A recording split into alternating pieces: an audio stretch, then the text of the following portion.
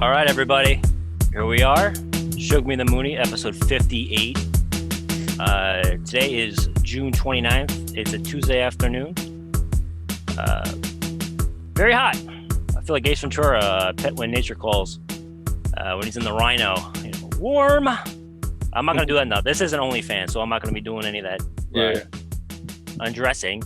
But hey, Suge, it's Tuesday. Normally we do this on the weekend. What happened? We didn't record. What happened? Yeah, we lied last week. We said we was gonna do it remotely, but I ended up I was down in Florida, so I guess me and Mike's between me going to like theme parks. If you see, I got my Disney Walt Disney World shirt. Me going to theme parks and drinking and such, and just doing shit like I Mike, doing what Mike does. Our schedule didn't match up. So I said, let me come back. Let me try to record something. Let's try to record something today and try to get it out ASAP. I didn't really think about it until like yesterday. You were saying like, oh man, sorry, Mike, man, I'm beat from all the walking around the amusement parks and all the drinking and stuff like that. And I was like, I just realized like you're like going flying around on these like coasters and all these different crazy rides. And I'm remembering I went to Florida the last time 20 years ago, and before that was like 96. Yeah. So I have a couple of stories I want to bring that up because you posted you were in front of the Jurassic Park, the Lost World, Universal Studios. I know you're rocking your Disney shirt. I'm more of a Universal guy though. Yeah. I love, I have memories of me running around like the fake Hollywood set in the Orlando Universal Studios, where it was like it kind of looked like the 1920s in New York. Yeah. I don't know how it looks like now, but they would have like the Ghostbuster house. Yeah, but they had like Beetlejuice. Well, not that anymore. Yeah. Yeah, no, but listen, so like this is 2000. Okay. So everything was 90s, because the thing opened up in 1990, 89, and on my shelf I still have all like my Back to the Future stuff from like the ride. And I have I don't have a college ring, but I do have a Hill Valley High School ring from Universal. And I have another one. These are all from like 20 years ago. And I just remember how awesome that time was to be there. It was so pure. And I can't wait to maybe one day I'll go back there with if I have a family, that's my goal is to go there next time like that. Oh Lord, I wouldn't wish that on you, man. All of that, it was just me, my mom, and my brother, and I had so many families that were just yelling at each other, yelling at the kids, because it's stressful. Because I always think about it, I'm like, you take kids to a place where they want to do everything and buy everything and eat everything. It gets, you're trying to keep them happy, but it gets stressful on the parents. Yeah, like you mentioned something about, I'm taking my beer drinking my tips from the middle-aged white guy drinking. I was laughing at that. This will get you through the afternoon, right? Man, yeah. But listen, so you said that. I'm remembering the memories of me chasing Doc and Charlie Chaplin and stuff. But in '96, bickering, of course. At that point, I went with it was my brother and my parents. We went as a family together. And speaking of Beverly Hills Cop 3. Remember the scene where they're in the earthquake ride that they used? It was so we're on the earthquake ride in '96, and it's hot. We're waiting. It takes 3 hours, and that was still a new ride because the whole park was new. Yeah. And we finally get in the tram. If you guys know what the ride is like, it's like a subway monorail type thing. And my dad's trying to close the door, and we're like, hurry up! I'm like, it's all we're all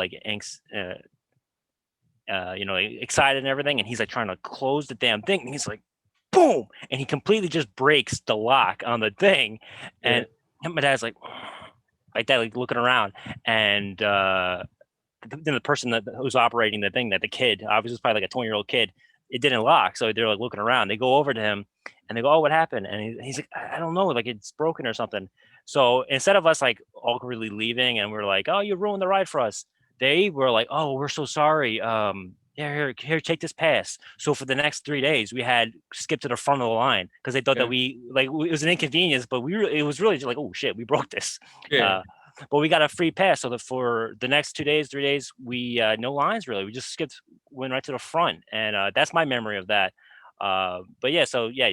What about you? Your brother seemed like he had a great time. The rides. Yeah, they had well, we went to Universal first, and because of like the COVID thing, like Universal didn't have like any like restrictions, Mm. and so that one was like easier to like get into. You just bought your ticket, but like in Disney, you have to like reserve a spot that day because I guess they only allow like a certain amount in. Oh.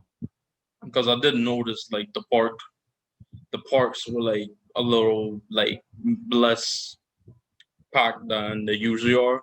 Like all of the parking lots at Disney World, like they looked like when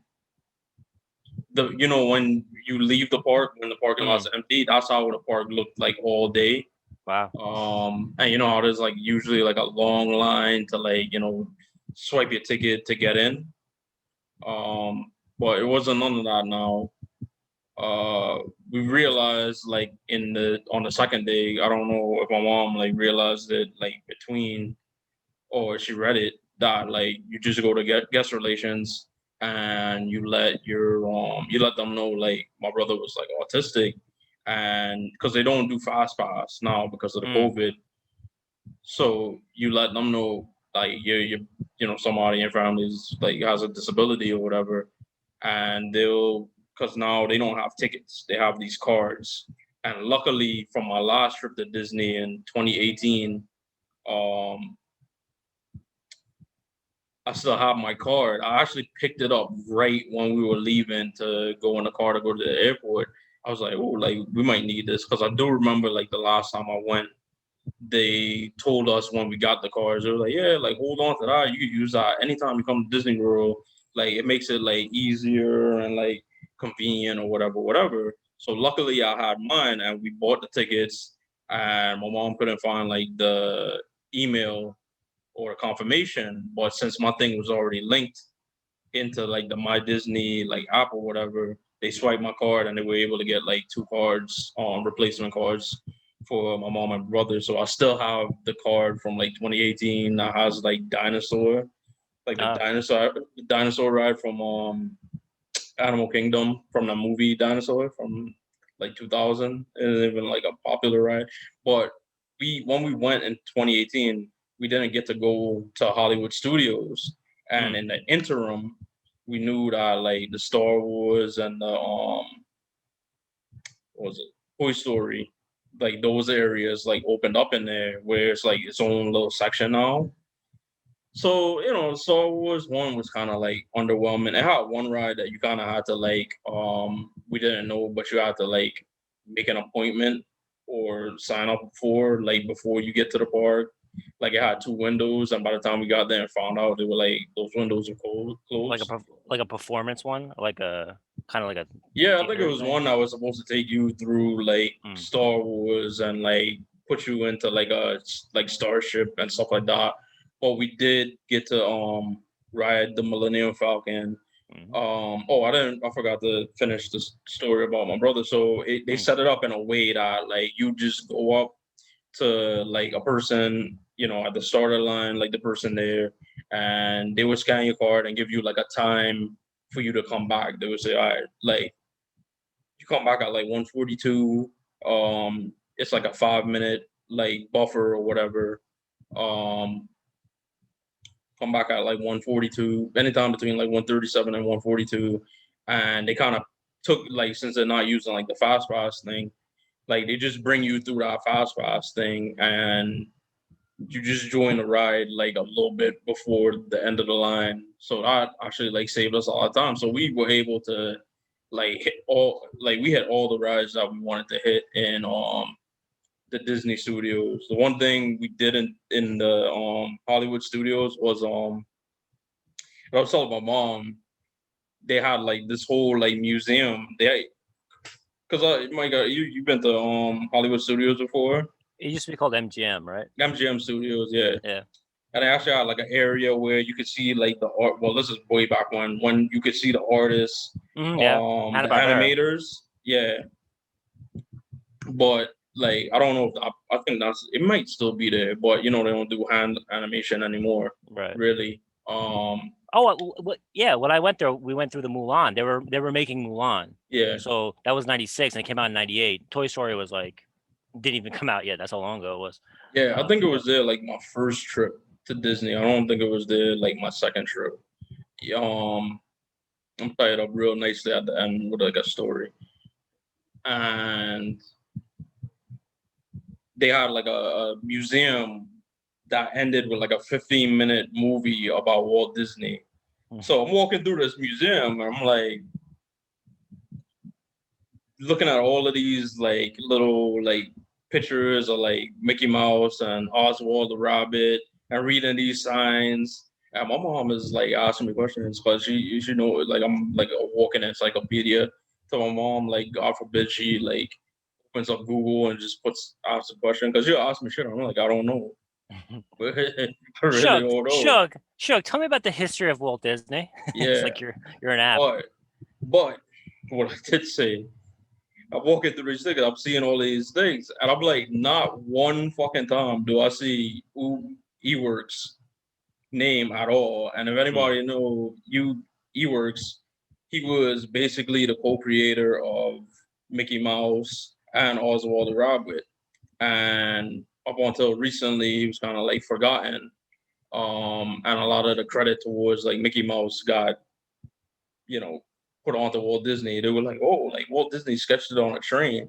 I'm like, I don't think so. I think they came up with like an idea and Eworks like cleaned it up. So, and then you watch the movie and the movie made no mention of him. Like it talked a lot about like Roy, and I'm sitting there watching and I'm like, you know what, maybe if like Roy wasn't his brother, like he wouldn't even got mentioned either. Yeah. They mentioned that a lot in The Simpsons with Itchy and Scratchy, with Itchy and Scratchy Land. They have a thing where like they're watching like you stand up near the bars, and Yeah. Elisa and Bart are watching a history of Roger. Um, Roger Meyer is like their version of Disney Yeah. and Walt Disney. But yeah, Simpsons I'm bringing up, but I also want to bring up you have a picture with the Johnny Carson. We always talk about talk shows, so Mhm. they had a talk show at late night area there too. Well, I was in Universal Studios, so they had a ride. So the whole facade of the building, it was in the same area you're talking about, where it's like it looks like New York. Mm. Like the facade of it looks like 30 Rock. So it looks Oh wow, like down there, Rockefeller Center, where like Radio City and NBC and everything is. Um, and unbeknownst to me, it was like an actual like ride. Like you go in there and it's like one of those things like the theater. You sit in theater and like you strap in. It's like you're in a Tonight Show crowd and you're racing behind Jimmy Fallon all around New York. It was confusing as hell to me because I went from like Radio City straight to Times Square, and I'm like, there is like a good like 3 or 4 blocks in between that. yeah, But I know, that they did that in movies. Like it could happen. No, one of the movies with Michael J. Fox when he's like a doorman or whatever, and he like falls in love. yeah, They show him on like 14th Street, then it cuts to him on like 56th Street, and it's like, nah, that's not how it works. Um, but yeah, that sounds cool. Is there a part where you're Jay Leno and you're hiding in the closet and you're eavesdropping? Is there a part with that? Uh, nah. But but hey, I did ignore him. I love the pictures of Steve Allen, mm, who, if people don't know, that's the original host of the Tonight Show. Then Jack Parr was after him. They didn't have Eddie Corbax, who was like the interim host between Jack Parr and Steve Allen, and then Johnny Carson, of course, did it like forever.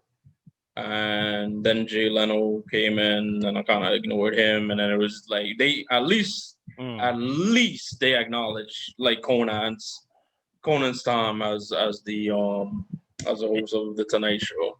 Did they like, and by the way, in 2009, Conan. Speaking of Right. Conan, while you Yeah. were gone, his finale happened while you were gone. Oh, I watched something, one of his episodes last week. I actually watched in a hotel. When he went to like an Irish society building or something, and he was like river dancing, and Yeah. he kicked the little girl in her face. Uh, No, but yeah, so like the finale happened last week too. So you were having fun running around, and I was sitting in this little bleak because my significant other is actually in Florida on a trip too. So I haven't been doing anything, just Everybody went to working. Florida but Yeah, Michael. what the hell? Everyone retired for a week. No, so I'm here. I'm like, I feel like I'm one of the guys with like the telescope and like sitting and watching people. I'm like losing my mind here. But I watched a lot of Conan stuff because it was the finale. A great lineup. It's not his like final show ever. He's gonna have a thing on HBO Yeah, I Max. figure Yeah, he's he's got very. something. He's It's got something on the line.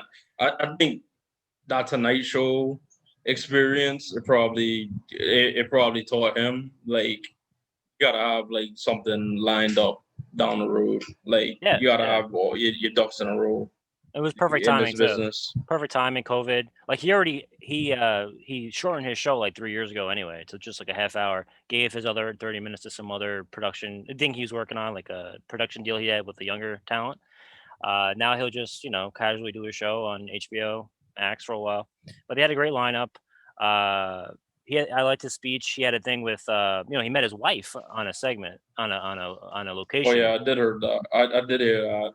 Like Yeah, it so was that's cool. like he was like he wanted. I read that somewhere where he was like he wanted the names of everybody in the segment, and the person that he was talking to was like, it's the blonde, isn't it?" And he was like, "Yeah."